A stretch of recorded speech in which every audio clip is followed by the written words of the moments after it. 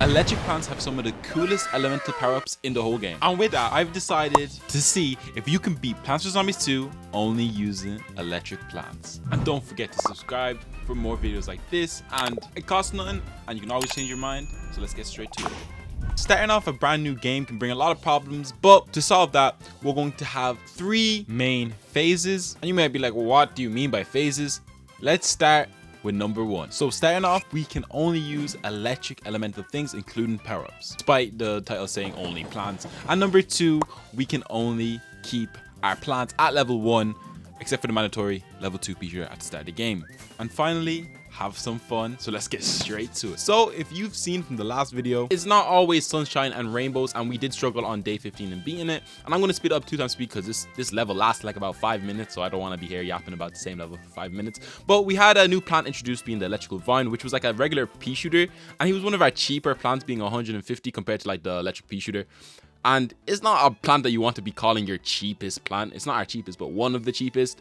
It's not the greatest to have. And we also have a new plant being the, I don't know, he's red, but when the zombie eats him, they electrocute, and he's kind of weak, and it's 50 sun, so maybe we could use him in the future. But day 15, we just had a nice run, really. We didn't really beat the level as you normally expect us to dominate it and go through it. We really struggled going through these levels, and the Frostbite Caves was definitely shaping out to be some of the harder levels, and it's kind of lingering over from the last episode, Frostbite Caves, just because it was so difficult to get through, because the frost winds really just froze all of our plants, and we had to make sure all of our plants were by the catapult, the pepperpult. But, you know, we moved on anyways. I knew that I had to put in there. And when we were about to lose our lawnmowers, I quickly used the electric power up just to clear them up, because it was quite annoying. And we were going to burn through a lot of coins in this Frostbite Caves. So I tried to save money as much as I could. But when I couldn't, it couldn't be done, and I had to save it. We did end up losing the middle lawnmower, or the Bieber, but it was just a small fault in a big game. It was the bigger picture that we had to worry about. It was about keeping these guys safe, the endangered plants, and they were a bit like off. You see that the first one is on the 3rd lane, and then the second one is on the 4th lane. I don't like that. I like symmetry. But we got dealt with it. Our beautiful electric peppermint really came in clutch, boosting our electric plants, and we finally bet day 15.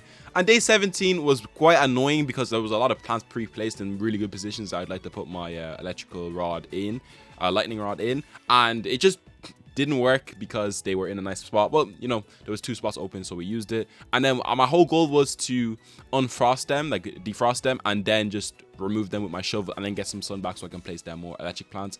I didn't do it immediately, but I tried my fastest to get them off. But he did end up doing a bit of damage, the fume shroom. So it wasn't the greatest placement or fast action I had, but then I had like 400 sun, so I knew this level was going to be a breeze. And after this, it went as good as it could have, but the snow winds did kind of freeze up my electric rods. And after I put down some electric peashooters, the level really became a breeze. We did end up nearly losing one of our beavers, or I'm gonna say lawnmowers. I'm gonna stick with lawnmowers, but there was nothing we could do about that, and we just had to move on. And the final wave did kind of become a challenge because everything was just freezing up and there was a lot happening. But the electric peppermint really comes in clutch when there's a huge wave coming out. It boosts your electric plants too, so it's a really good idea to have that. The one idea not to have it is electric current. He sucks. Oh my god, I know a lot of you in the comments are down there trying to help me out to actually use him effectively. Nah, I've given up. He's trash.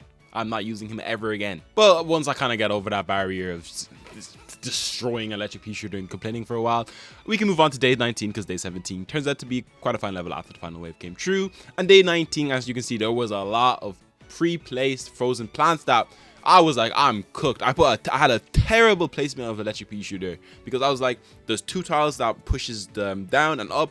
The middle tile will be good, and then we had a dodo come out, and then I had no idea how to deal with him, and then I put down one of these like electric tea plants, I think it's called. Oh my god, these are my arsenal. These are my arsenal of plants that I should be remembering the names of, but I don't. Oh my god, it's electric tea, and I put him down 120 sun for him, 25 sun for him, and it really just wasn't a great decision because then I started to struggle with just sun coming down, and then all the plants really just caused me a problem, and then the ice pushing zombie. The Frostbite Caves was just overstimulating. There was a lot happening, a lot of me just really struggling to make end day meet, and I even just forgot to take up the walnuts a lot of times too. So it it was just bad. It was just a struggle with electric plants only. The only challenge I've ever done to get me through Frostbite Caves easily was the fire only plants. Well, obviously it's fire, it neglects the ice effects, and the Frostbite Caves always hits me as an early world, obviously being world 4 of all the PvZ2 worlds. And you think it would be easier than it actually is, especially when you're only using like electric plants. And I had to use myself a loud hot potato, like right here. You see, nearly all of my electric pea shooters were used up, and then it was just a struggle. And I kept doing bad idea after bad idea. Why did I defrost the middle one first and not the top one? And yeah, it just became torture. But we finally used it with the use of plant food, and that together with just removing the plants and having a really dodgy ending to finish off this day 19. It was a nice, tough level that was needed to let me know that electric plants might not be the only element that's good for a PvZ2 run. Now, I'm on the boss battle. Whoa, day 30. 11-day jump. The rest of it was filler. It kind of ran a bit smoother. Obviously, the frost winds was quite hard, but we're 6 minutes into this video. We want to move on to the next worlds that this video was supposed to be about. Before last video, I folded to the pressure and couldn't beat it. So let's move on to the next world, being the Lost City. The Lost City just gives me that tropical vibe that you need in life. It's just a nice time, mainly because we have the sun tiles. The gimmick of this world being when you put a plant on this tile, you get sun. And for electric plants, you know, there's no sunflower that you can use. So I was very thankful to eventually hit the Lost City, where we can actually get some sun and we can really experience how great electric plants can be at taking down hordes of zombies, big waves, and just the unique zombies that they have to offer that we're going to see that had struggled with a lot of the series I've done before, ones that I'm currently doing, like the beautiful maxed out level plants that is going very well. Make sure to watch that video too. You know, new video coming tomorrow. But you know, the amount of electric vines coming, and there was just a lot happening. As you can see, they shoot like 2 shots of electricity at the zombies at once, so there was a lot happening with the lightning rods being also there too. So we move on to day 2, where we can't use the plant they want us to use here, so we just remove them. We got a lot of sun, and then we placed the electric vines on the sun tiles to get us even more sun. So this was a level that we absolutely blazed our way through because we had such a great arsenal of plants. Electric plants being really good when you actually can put a good few of them down and you're not barely making it by with just 2 electric pea shooters, a couple of electric vines, and a couple of lightning rods. So it was really nice just to see the amount of damage we were doing. And day 2 after this was a breeze. We dealt with every zombie. There was no zombie that really gave us a hassle through this, so we just chipped away, pushing us on to the next day. And as you saw with that electric peppermint, it just did so much damage to hordes of zombies, pushing us from day 2 all the way to day 4, because day 3 was just a filler episode. And you already know this was a big problem that I have always with this level, being the gold digger zombie, which I know his name is the excavator zombie, but I like calling them the gold digger zombies because I grew up watching gold digger pranks on YouTube, and what? And that's just what I'm gonna call them. And if you have an issue, game is game, and electric plants are where you should invest your money in if you have to invest in PvZ2. But day 4, another day that we didn't really have to worry about because we absolutely flew it. The electric peppermint really boosted all of our plants, making them powerful. We did lose a lot more, but look, didn't have enough sun. We started off with the electric current replacement being the electric blueberry, and things quickly became out of hands after we lost one of our lawnmowers because these guys just sucked. This was not a great start for especially a day 4, and I was already struggling, so we just had to start cleaning things up with plant food, power-ups, and just wasting our coins. So day 4, it was actually a bit of a challenge, but we made it through on our first attempt, thankfully. And just to clean up the rest of the level, our electric vine dealt with the conehead zombie, pushing us on to the next level. Now, day 7 was kind of a okay level for us. We had some lightning rods. The reason I love them so much is because, first of all, they're so much cheaper than the electric pea shooter. So, and they attack multiple lanes, just like the pea shooter. They do a less damage from what I seen, but we needed stuff to put down so we could have some type of plant on those sun tiles, so we could just be gathering sun while we wait, because we were already battling for sun, and we thankfully didn't have to deal with the middle lanes and the lanes between the sun power tiles. So I was thankful for that. But day 7 after this was kind of okay because the excavators came a lot, and then we just had a lot of trouble with zombies landing on our electric rods and just dealing with us. It was quite all over the place, but we finally made it out. So I used plant food for some of the electric rods that the parachute zombies have coming down and just landing on them, and they just didn't attack the parachute zombies. So I was just like, okay, that was a waste of 125 sun. But at this point we had so much sun, we had like 400 sun built up, so it didn't even matter at that point. But after that we flew through the level at the final wave. Wasn't anything crazy coming out, so it was a grand enough day. Giving that 6 out of 10 in difficulty. PvZ2, you gotta catch up, man. Now, just to match the difficulty level at 6 out of 10, we're gonna have day 10, which I put in 3 times speed, which multiplied by the fast forward thing, I don't know, I'm not here to do maths, that's for school. Electric rods went absolutely insane. We had 4 tiles instantly of electric pea shooters with the amount of sun that we have in, and we just blazed through with the amount of electric pea shooters and electric rods. There was no problem for the big wave, so we can just move on. And day 15, I'm gonna keep it a buck. You can see it already how we kind of started off before we even hit the first wave. We had 4 electric pea shooters down because the sun tiles and the sunfall was just so beautiful in this level. I wish every level could be like this, because then it wouldn't even be a challenge. But you know what? It was fun. We had that much pea shooters down. We eventually nearly built up 2 full rows with just with the amount of sunfall coming out. So this level was a breeze. We had 2 endangered plants, which also helped with attack power. So day 15, beautiful level. Now, day 19 had a bit of a different story. It wasn't too hard. We didn't really lose any lawnmowers at all, I believe. So it was grand enough, but just the amount of things happening and how the level started off with a parachute rain and just the imps nearly already eliminating my lawnmowers, I was like, oh, maybe I shouldn't have started with the lightning rod, but it actually worked out grand enough. But these barracks zombies, when they like die, they like put down a tent and zombies come out. They were just annoying, so I had to use the lightning rod special ability to kind of get rid of them. And we eventually built up a lot of sun over just the amount of lightning rods I had down on the sun tiles. So it was a lot happening. Thankfully, electric plants have like a bit of splash damage and a bit of damage that just attacks everybody, so the hordes were dealt with. So if we just had like a regular pea shooter, we would have been cooked here. So I'm very thankful for the electric plants having multiple lane damage. And day 19 went down just like that after a while with a beautiful electric peppermint to finish off the rest of them, and not a single lawnmower was taken in that horde of zombies. A bit of a time skip to day 27. I know it was a big time skip. Well, I was going to start off with the lightning rod, which I really grew a fan of after this challenge. No, I normally use them in my normal playthroughs just when I'm like on my downtime and I just want to play Plants vs Zombies regularly. I do use them small, but this challenge really put me onto them because they're cheap and reliable. But when you do have sunflowers, you might as well use other better plants. So you're not doing an elemental only challenge, which I love to do. When you see the fire, electricity, all these ones are just really fun to do because it's like just using one type of plant. And I was already struggling with day 27, but thankfully we had the power up. We had 30k nearly built up going into this after the Frostbite Caves, which I did think I'd be struggling to make even 5k like a lot of other ones. But at this point, there was so much just zombies that I knew that we're gonna have to lose a lot of lawnmowers just to push us into the later stages of this world. And we did, and we only had 1 remaining lane with plants and a lawnmower on it. So thankfully, day 27 was beaten on our second attempt. Day 31 also just had like pre-selected plants level where you have to. It was just a gimmick level, really. I just want to show you because sometimes the level before the boss battle was a bit interesting, but the boss battle turned out just to be a regular old thing. So we can move on really now to the far future, which was actually quite a fun enough world to beat.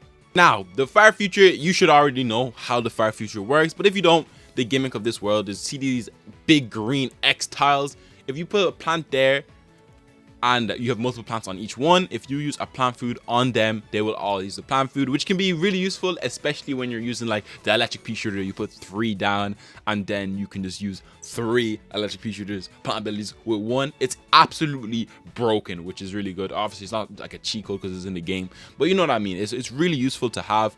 And day 1 is a day 1, obviously nothing too difficult, but introducing us to some of the new zombies, being the jetpack zombie and then the new designs of each zombies, which I love in every single world except for Neon Mixtape.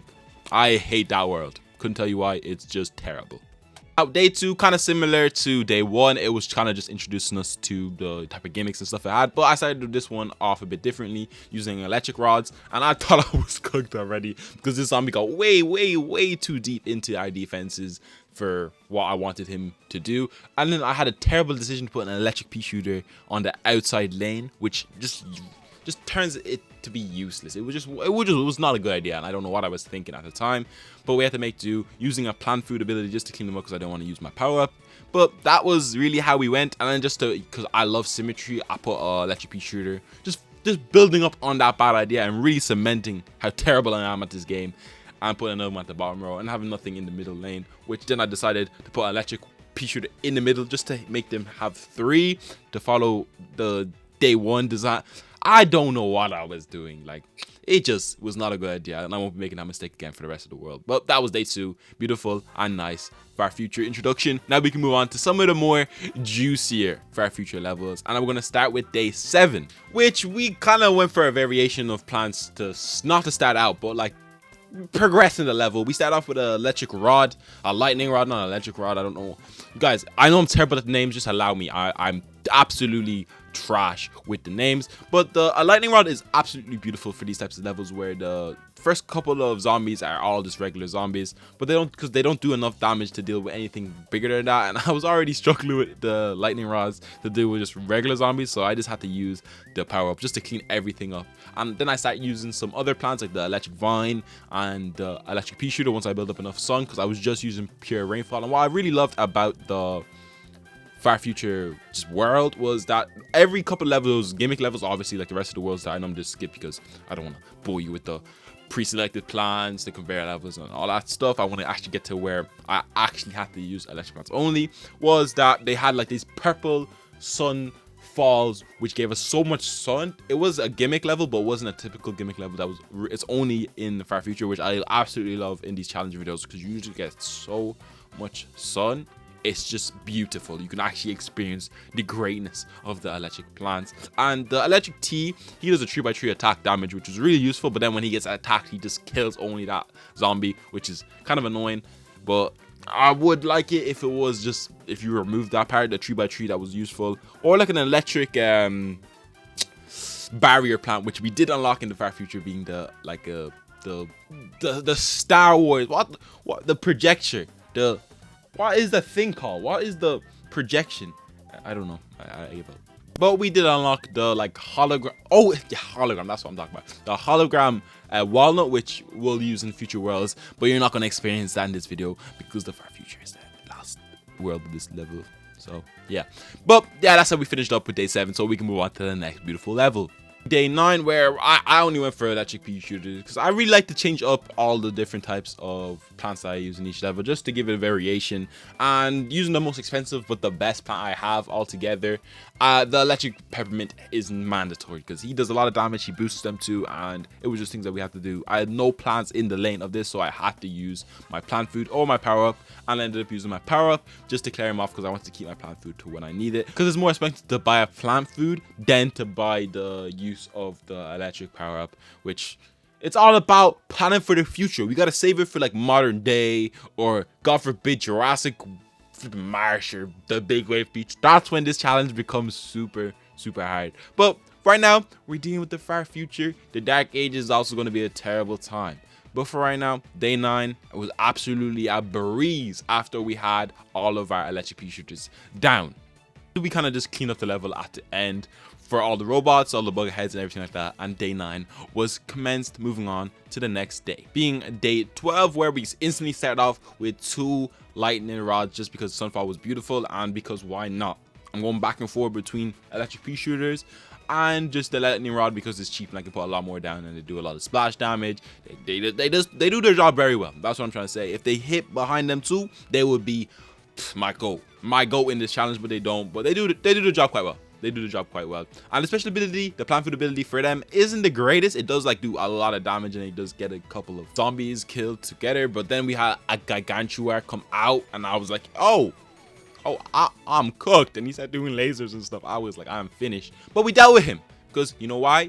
We like that. We really like that. Then he actually finally fell because we just did a lot of electrical damage to him, which I feel like should be what he's really vulnerable to. All the mechs should be vulnerable to electricity. Maybe they are. I am not educated enough to make any assumptions about that because I do not know at all. But once all the Gargantua fell, the level was a breeze. We were doing so much damage and the electric pea shooters were doing so much blast damage. The level was a breeze and we can move on to the next level. Day 14 was the day we could only spend a certain amount of sun, which made me a bit sad because I wanted to spend more than 15,000 sun. But once I got over my sadness of only being able to do that, it didn't really matter because I was not going to be able to spend that much even if I wanted to, because first of all, the electric pea shooter alone is 200 And I barely put him down because the sun cost of 200 each time is absolutely insane. And I don't even think that much sun falls down in each level for me to use with all 1500. But I had to go a good chunk of it gone by the end of this level, putting down electric rods and also just electric pea shooters. Lightning rods, I do know. I'm calling them electric rods because I want to.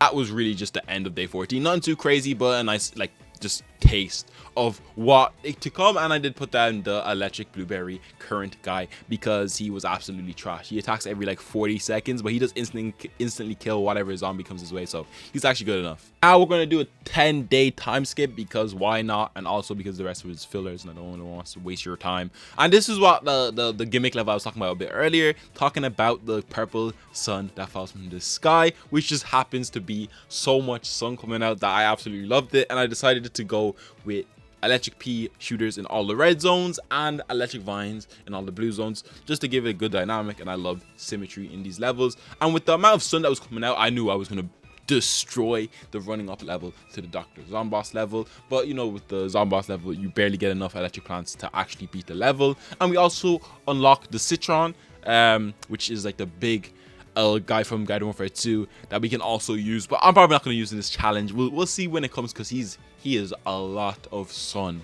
that it just won't go well with this challenge at all. And with that, day 24 kind of come with a breeze, because it was so much sun. When you have this much sun, you can just put down a lot of electric vines and a lot of electric peas, and it does the job very well.